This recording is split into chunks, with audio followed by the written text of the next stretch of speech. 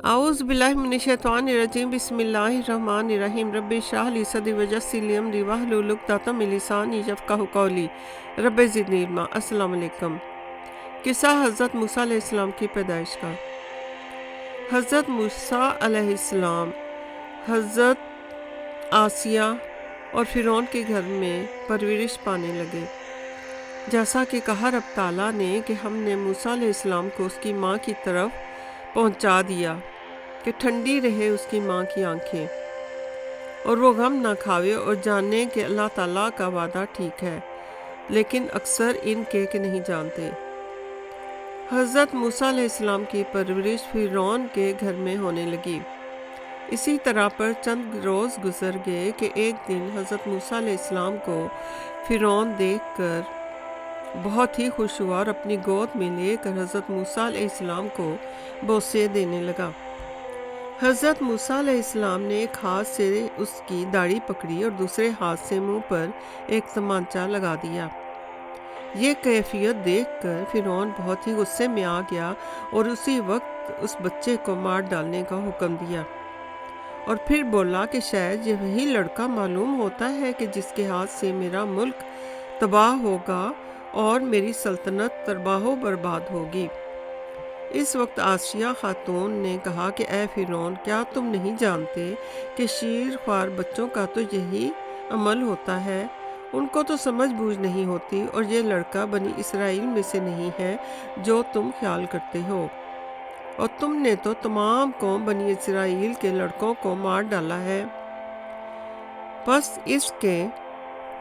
پس یہ کہ حضرت آسیہ کے سمجھانے کی وجہ سے فرعون ملعون نے حضرت موسیٰ علیہ السلام کو قتل کرنے کا ارادہ ترک کر دیا۔ اب اس کے وزیر حامان نے اس بچے کو آزمانے کے لیے کیا کہ 2 تشت منگوائے۔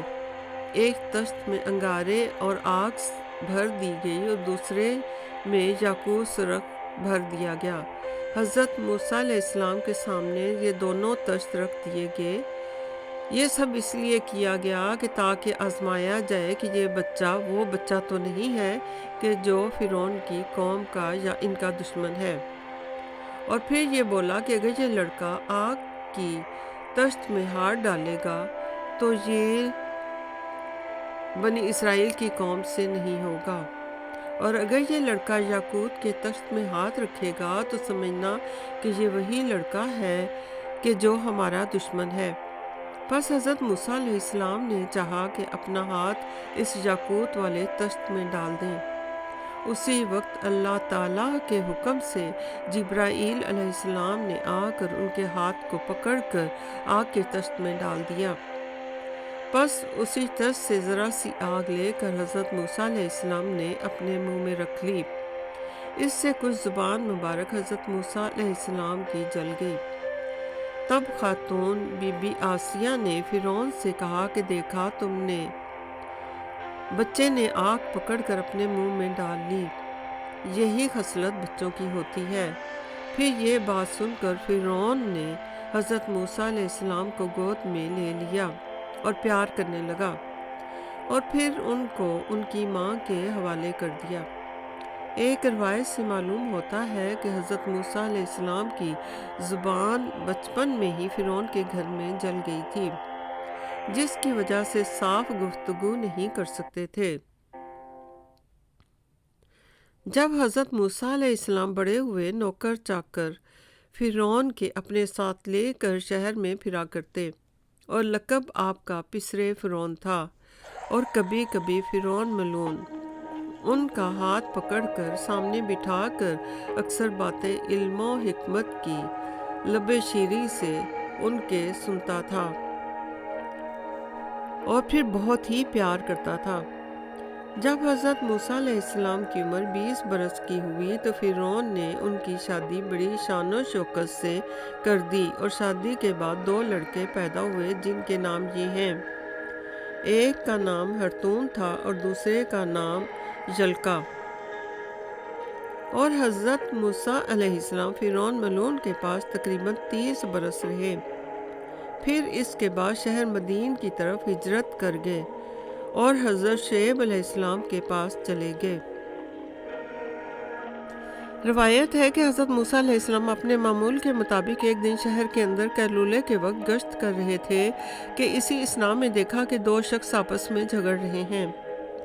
ایک ان سے قوم قبطی سے تھا اور یہ فرعون کے باورچی خانے کے سرداروں میں سے تھا، اور دوسرا ان میں قوم بنی اسرائیل سے تھا اور نام اس کا سامری تھا۔ دونوں میں اچھا خاصا جھگڑا ہو رہا تھا۔ سامری نے حضرت موسیٰ علیہ السلام کو دیکھ کر فریاد کی کہ دیکھو، قبطی مجھ پر ظلم کرتا ہے اور میری لکڑیاں ظلم سے چھین لیتا ہے۔ حضرت موسیٰ علیہ السلام نے کہا کہ تو اس کی لکڑیاں چھوڑ دے۔ قبطی نے حضرت موسیٰ علیہ السلام سے کہا کہ یہ لکڑیاں تمہارے باپ فرعون کے باورچی خانے کے لیے ہیں۔ پھر حضرت موسیٰ علیہ السلام نے اس سے کہا کہ میرے کہنے سے اسے چھوڑ دے اور دوسری لکڑیاں لے لو، لیکن اس قبطی نے نہ مانا۔ پھر حضرت موسیٰ علیہ السلام نے اس قبطی کے سینے میں ایک گھونسا ایسا مارا کہ وہ اسی وقت زمین پر گر پڑا اور فوراً اس کی روح قفص عنصری سے پرواز کر گئی۔ حضرت موسیٰ علیہ السلام چونکہ بے حد زور آور اور طاقتور تھے، آپ علیہ السلام کے معمولی سا گھونسا مارنے سے ہی وہ قبطی زمین پر گرا اور گرتے ہی مر گیا۔ اس وقت اس جگہ پر سوائے سامری اور قبطی کے کوئی بھی نہ تھا، اس لیے یہ معلوم نہیں ہو سکتا تھا کہ اس قبطی باورچی کی جان کس نے لی ہے۔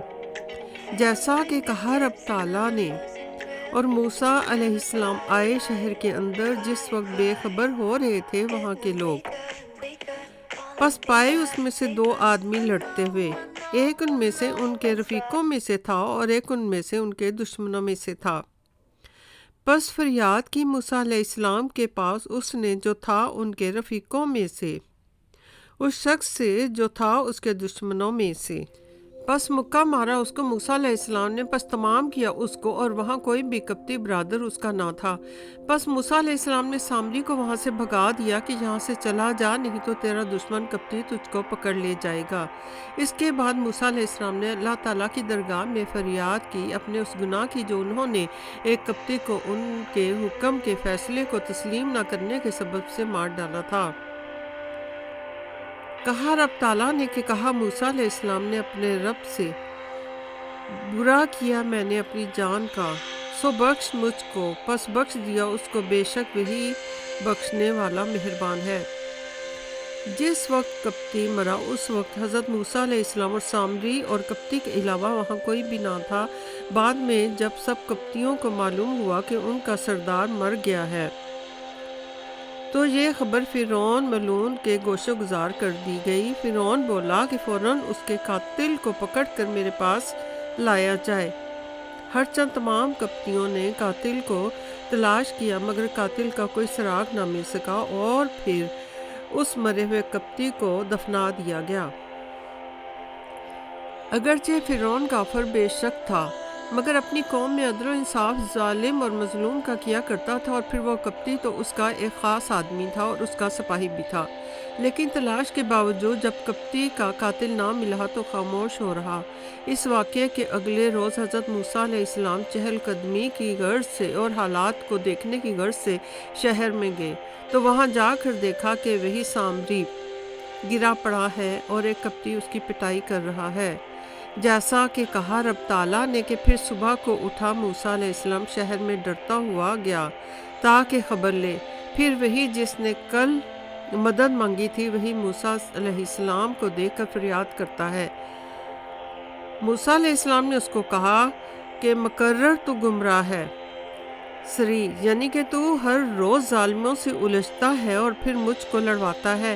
پھر جب چاہا کہ ہاتھ ڈالے اس پر جو دشمن تھا ان دونوں کا، اس پر جو دشمن ان دونوں کا تھا، بول اٹھا کہ اے موسیٰ علیہ السلام، کیا چاہتا ہے تو کہ خون کرے میرا جیسا کہ کر چکا ہے کل خون ایک آدمی کا؟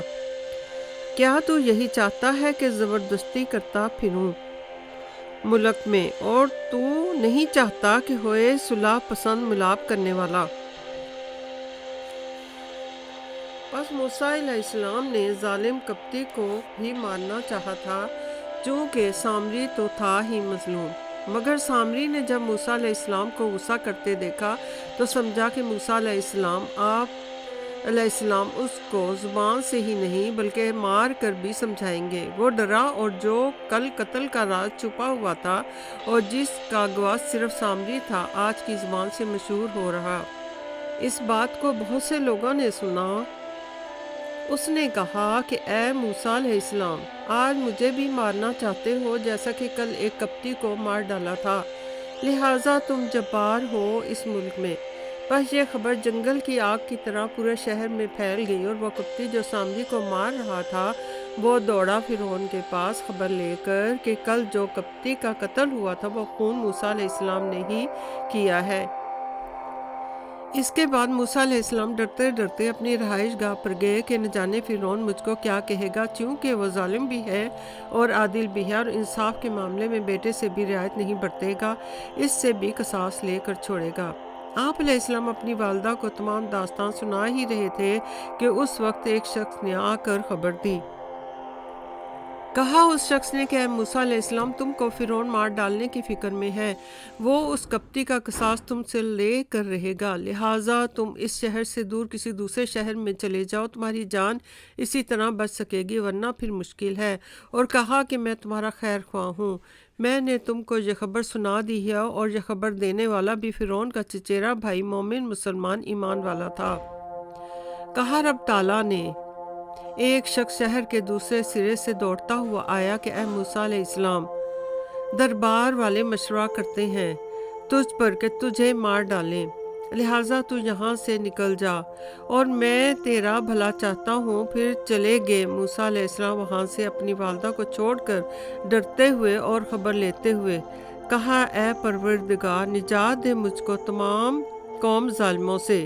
پس موسیٰ علیہ السلام مصر سے نکل کر مدین کی طرف چلے گئے، اور کہتے ہیں کہ مدین شہر مصر سے تقریباً 10 کوس پر واقع ہے، اور بعض راویوں نے بیان کیا ہے کہ 7 دن کی راہ ہے۔ غرض یہ کہ موسیٰ علیہ السلام شہر مدین کو چلے گئے۔